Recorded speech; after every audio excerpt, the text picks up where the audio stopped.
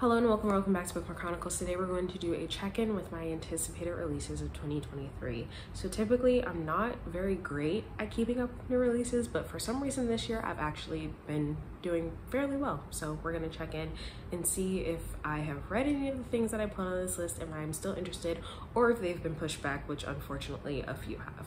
If you are interested in my anticipated release video, I will have it linked in the cards and the description. The first book that I had on the list was Spice Road. To be totally honest, I have not heard much about it. It came out back in January and I haven't seen any reviews or anything, so I'm gonna have to look into that.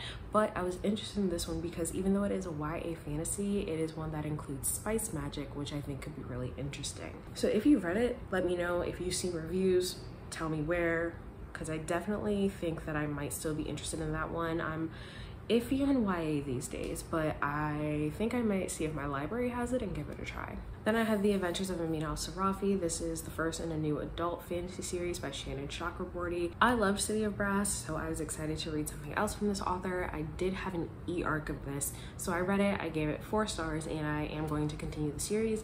In this one, we're following Amina, who is an older protagonist. I believe she's in her 40s and she's a single mom.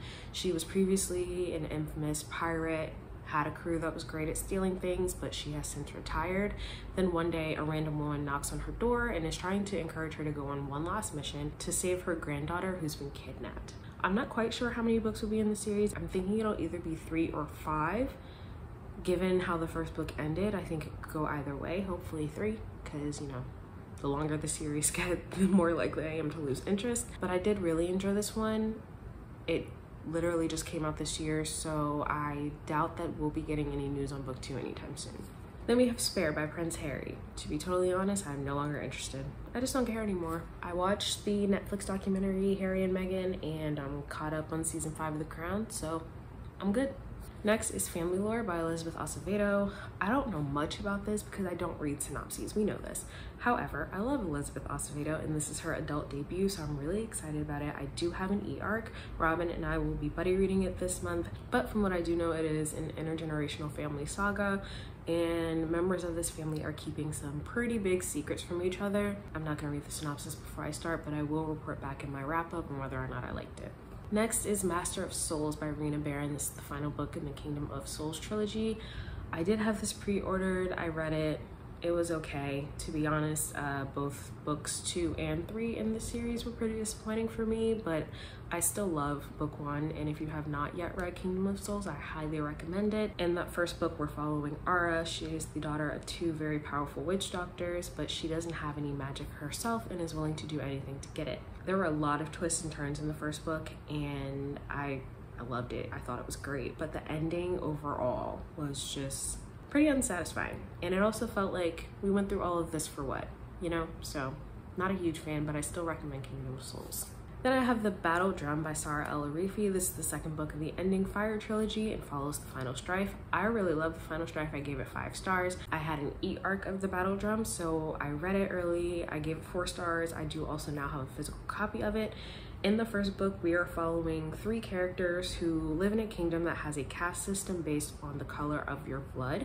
So Embers, who have red blood, are sort of at the top and they rule the empire. Dustings have blue blood and they're sort of middle class. And then we have Ghostings, who have clear blood and are forced into servitude pretty much from birth. Also a lot of twists and turns. I really loved it. The ending was shocking. Book 2 was just as good. Crazy plot twist in that one that I really was not expecting, and I cannot wait for book 3. I assume it'll come out in 2024, hopefully. I will likely reread books 1 and 2 in order to prepare for book 3 though, so if you've not yet read that series and you're a fan of adult fantasy, highly recommend.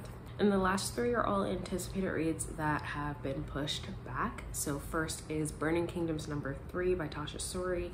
This will follow the Jasmine Throne and the Oleander Sword. I don't think we have a title or a cover yet. This was supposed to come out this year, but it had to get pushed back. It currently says that it'll be released on January 1st, but I'm not sure if that's accurate because that feels kind of soon. Either way, I gave both the first 2 books 4 stars and I'm really excited to continue. In that first book, we're following Malini, who is the princess. Her brother is the emperor and has forced her into isolation because she refused to do what he wanted, which was light herself on fire, and Priya, who is Malini's maidservant.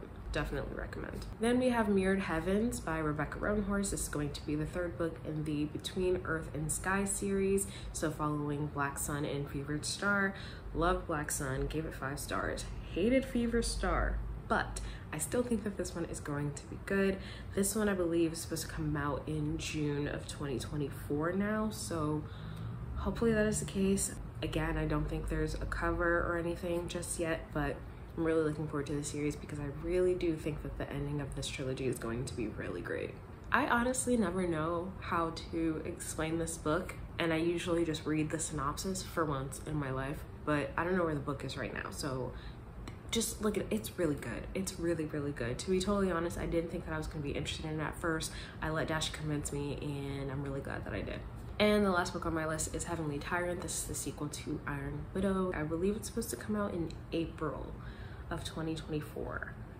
Either way, I have it pre-ordered. I'm really excited about it. In the first book, we're following a teenager who has decided to enlist herself in the army to be a concubine pilot for the man who killed her sister. She wants revenge, so her plan is to kill him, and she doesn't think that she's going to survive. However, she does, and she ends up overpowering him, becoming an Iron Widow. So I really like this one. It is a young adult sci-fi, and I don't really read sci-fi often, but this was pretty great. So those are all of the anticipated releases that I had this year. I also have a video on pre-orders. I probably should have combined the check-in for both of those because I do have some pre-orders that weren't on my anticipated releases list. But I didn't think of that until now, so too late. But let me know if you were planning to read any of these books or what other anticipated releases you have. Are they still coming out this year? Have they been pushed back? What's going on? Otherwise, that's all I have for you today, and I'll see you in the next video.